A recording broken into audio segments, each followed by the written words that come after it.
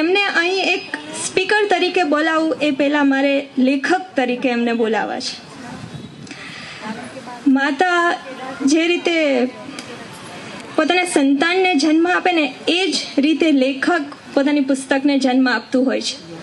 લેખક પુસ્તક છે ને એની ઓળખ હોય છે. અને આપણે આ મેડમના એક પુસ્તકનું વિમોચન આજે કરવું છે.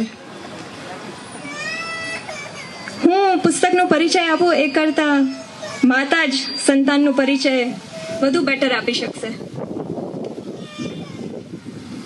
થેન્ક યુ નિષ્ઠા. સૌને નમસ્કાર.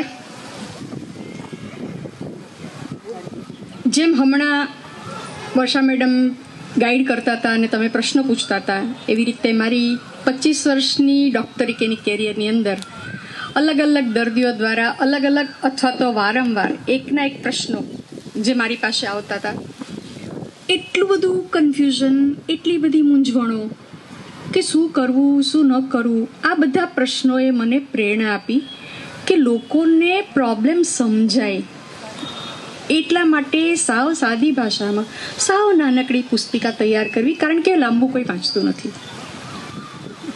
એન્ડ દેટ આઈ નો. હું પહેલેથી બુકવર્મ હતી. નાનપણથી જ મને વાંચવાનો બહુ શોખ હતો અને ત્યારે ક્યારેય વિચાર્યું નહોતું કે હું લખીશ.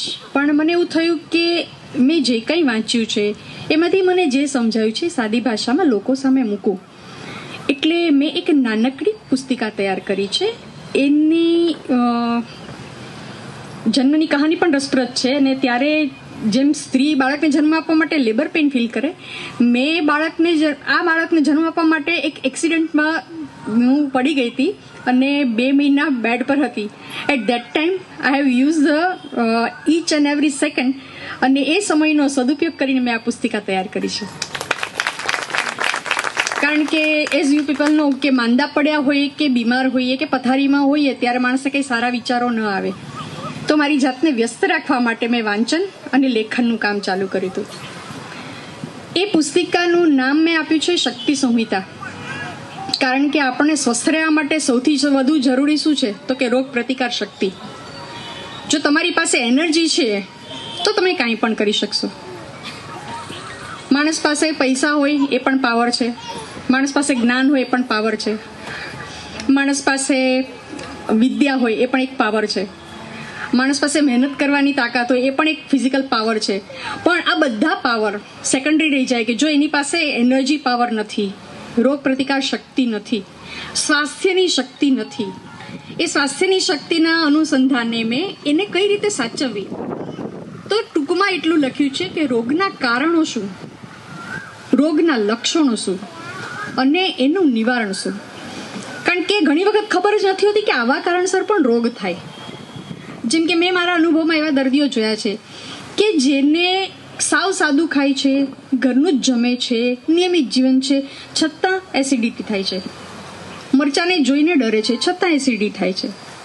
જ્યારે અમે હિસ્ટ્રી લઈએ ત્યારે ખબર પડે કે સ્વભાવ કાં તો ચિંતાવાળો છે, કાં તો વધુ પડતા સંવેદનશીલ છે, કાં તો ક્યાંક મનના ખૂણે ક્યાંક ઈર્ષા કે ક્રોધ બેઠા છે, જે આગ્નેય સ્વરૂપ ધરાવે છે અને ક્રમે ક્રમે જઈને વસ્તુને એસિડિટી અલ્સર સુધી ખેંચી જાય છે.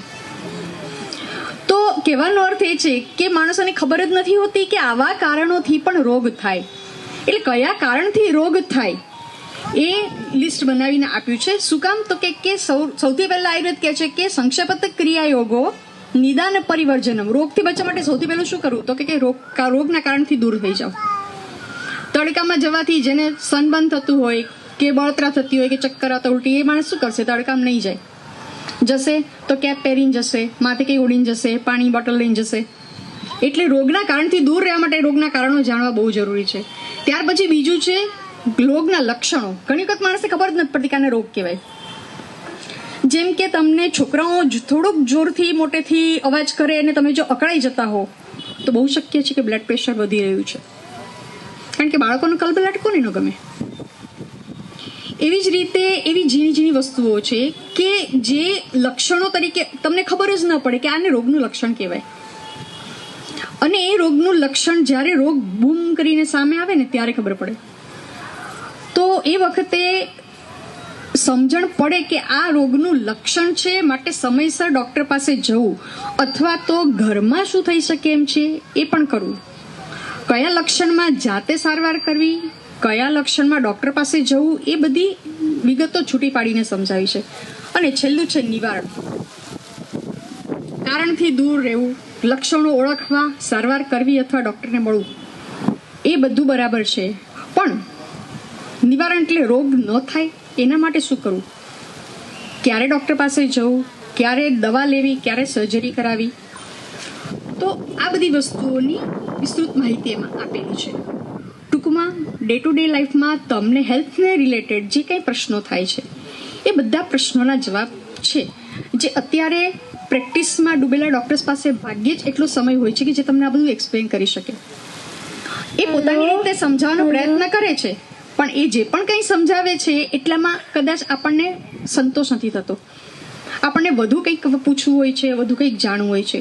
એ બધાનો જવાબ તમને આ પુસ્તિકામાંથી મળી રહેશે. અને એ પુસ્તિકા અત્યારે તમને કાઉન્ટર પરથી પણ મળી રહેશે. ફક્ત 50 રૂપિયાની બુક છે અને શક્તિ સંહિતા એનું ટાઇટલ છે. આ બુકને કેવો પ્રતિસાદ મળે છે એના ઉપર પાર્ટ 2 અત્યારે લખાઈ રહ્યો છે. Thank you.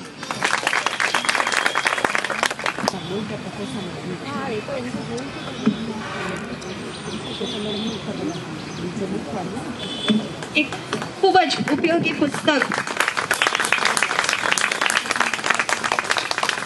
અને ખૂબ જ એક્સપિરિયન્સ ડૉક્ટર દ્વારા લખાયેલું, આપણે બધાને સમજાય એ ભાષામાં.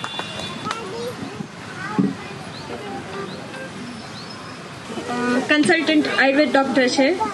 માત્ર આયુર્વેદ નહીં, યોગ અને નેચરોપેથીના પણ એક્સપર્ટ છે.